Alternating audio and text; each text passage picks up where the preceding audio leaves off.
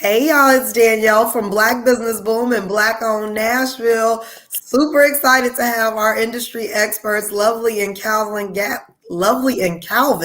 Gatlin, joining me this lovely, beautiful day that we're finally getting here in Tennessee. And we're going to be talking about Southern Flare in Smyrna, Tennessee. We're also going to be talking about how business owners can leverage partnerships in order to grow their business. And I tell you, they have really mastered using other people to really grow their business over the last year and help to boost up their events and all kind of stuff. So let's jump into it. Happy Friday. How are you all doing today?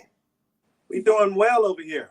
Yeah, everything is pretty good. Good morning. Yes, I love it. We got a bunch of folks tuned in. So look, before we go any further, just tell the folks that are tuned in right now a little bit about Southern Flare. You want to go You first? go ahead. Okay, well, so Southern Flare is a cigar lounge, but we don't consider ourselves like any other cigar lounge. We're inspired by three things: good music, good food, and good conversation. And so, what you're going to get here is an experience around cigar smoking second to none. That is what we focus on here at Southern Flare. And one of the ways we do that is by our dope events. We want to do things that's eclectic, that's different, and also going to, give our local community, which is Smyrna, Tennessee, a little bit of our culture as a part of the fabric, of the community here. I love it. That is amazing. And so tell us, I know you all, I love the fact that you all keep it interesting and you always have a different type of event coming up, whether it's live music, line dancing, barbecue, all kind of things going on over there. So tell us a little bit about what's coming up at Southern Flair. Go ahead. What we got coming up? So normally, our busiest days start on Thursday to Sunday. Those are our busiest days. So Thursday is going to be our jazz night. And last night we actually incorporated some spoken word into it, and it was just a whole vibe. So we had wine tasting and spoken word and jazz, and it was just a really nice night, especially for couples. We had a lot of couples come out. So that's what you're going to get on Thursday night. And it's a free event unless you want to, make a reservation. And we got some, food and wine that comes with that reservation on a Thursday night that we're implementing next week.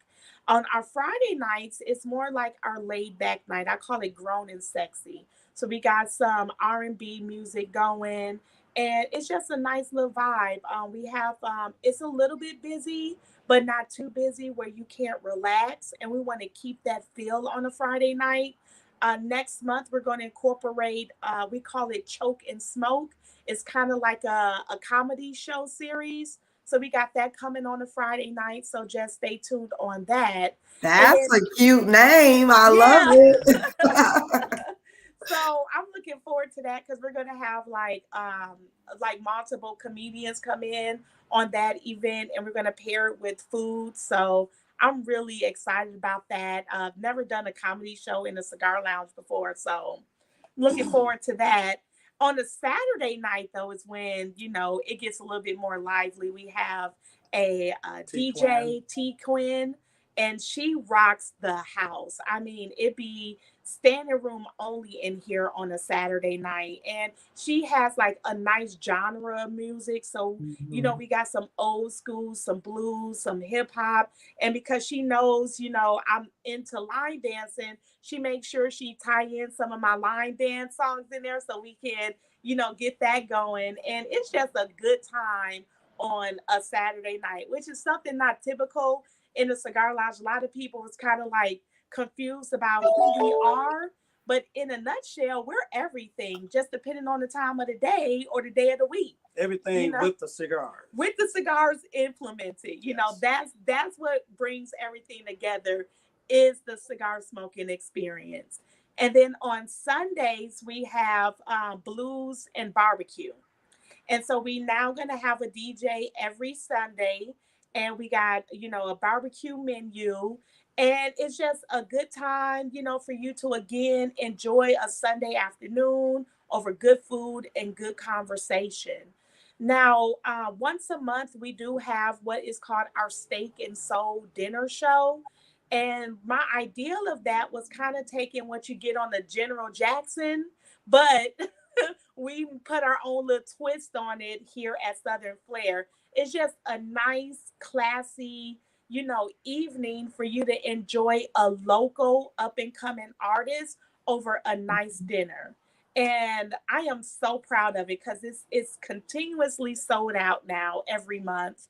And it just gets better and better and better. And which goes into why we're here talking about partnerships. None of what we can do as far as our events happen the way it does without those partnerships. I love it. So let's talk about that because I think a lot of business owners are scared of partnerships, scared to collaborate, scared of what the outcome could be, don't know how to approach even getting those partnerships done. And that is the reason why their businesses are not growing, and I think so it's really important for us to think about what type of partnerships make sense for our type of business and find a way to make them happen. So what type of tips can you give to folks as they start to even think about what type of partnerships make sense for their business? Well, I would say that it's said very easily, but it's done very hard. I would definitely want to put that out there first, but I would also start with communication, and it really take a compelling vision and strategy. Uh, the like-minded individual that's working together have to have a compelling vision and a very compelling strategy, and they have to stick with it and know that it's about the business and it's not about you individual that's in business together. Yeah. So if you focus on the right things, it goes a little bit smoother because it's about policy procedures. So you can talk about you and I all day long, but if you stick to the strategy, the policy procedures, that should supersede the individuals that's working together. I love it. Yeah, that man, I say that all the time. And I want to say hey to Tanya checking in the comments. Tanya Davis, who is hosting the Women Who Rock Nashville event coming up on June 11th. And Lovely and I are both nominated. So check that event out for sure. But let's get back to what Calvin said, because this is very important.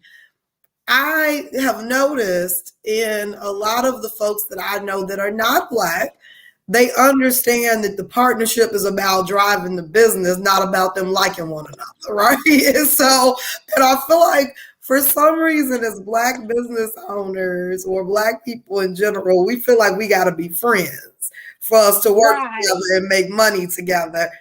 And that ain't the truth. Like, I don't have to necessarily like you as a person, but if we are in line and in sync with what our goals are and we can drive there together, get there faster, make more money, I'm with it. Like, I don't have to love you as a person. Right. And I don't know why we get caught up so much in feeling like we can only do business with people that we like.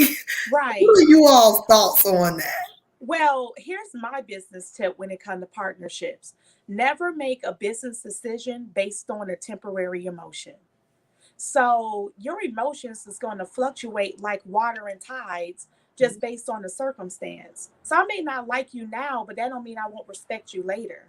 So you have to check your emotions when it comes to business and realize every decision's made is for you to follow those policies and procedures so you can get that desired result. It's just business. So rather I like you or even respect you personally, that should not matter when it comes to how I make a business decision. And a lot of people make bad business decisions based on a temporary emotion. And that's bad for business, period. Exactly. Are just ruling out the emotion altogether. And when you can get to that point, business have nothing to do with emotions. I mean, we make some decision emotionally to support others, but when it comes down to business, think you should incorporate emotions too much. I mean, yeah, I'll tell that's you, I think that that's interesting coming from a man specifically because I feel like in general, men are a little bit, it's a little bit easier for men to take the emotion out of business. But for some reason, women, we tend to lead with our emotions and it becomes a little bit more difficult for us. Yes. So I always check in with my fiance to be like, am I tripping? Like, like, should I do this? Is it a good idea? And I think, there may be even other women in your circle or whoever it may be, but sometimes we have to check in to be like, is this a good business decision or am I letting my emotions or my feelings cloud my judgment? So I love that you have a partner right there and they're making the decisions with you that's going to be like, no, this is about this money, Right. And it's a blessing that because being a married couple is one thing, that's one dynamic, and then being business partners is another dynamic. And part of our business plan was establishing that line in the sand between the two. Like, I'm not going to take what happens at home to work, and I'm not going to take what happened at work home. And we have to have some level of emotional intelligence to let that happen. And again, said easy, done hard, right? But that is the practice, in the partnership. I have to realize that regardless of what happened here, I still got to be a good wife at home. And regardless of what happened at home, I still got to show up to my obligation and my role at work. And again, that goes into checking your emotions. So that way you're able to withstand the test of time.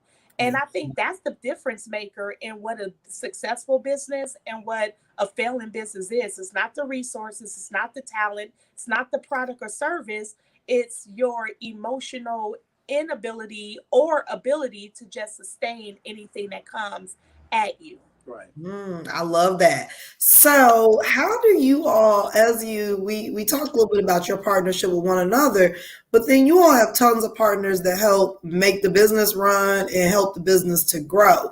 How do you go about identifying who's going to be a good partner? And then what are some of the things that you put in place to ensure that partnership runs the way it's supposed to? Oh, that have come with some trials and tribulations, and you have to be open to learn from others' mistakes.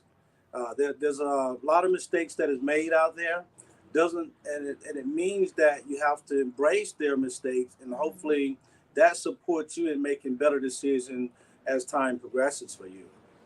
But what do you think, man? Yeah, it takes you being vulnerable, just getting out there and just starting where you are, and then allow the process to show you where opportunities and strengths occur, not just between the people that you're working with, but also within yourself.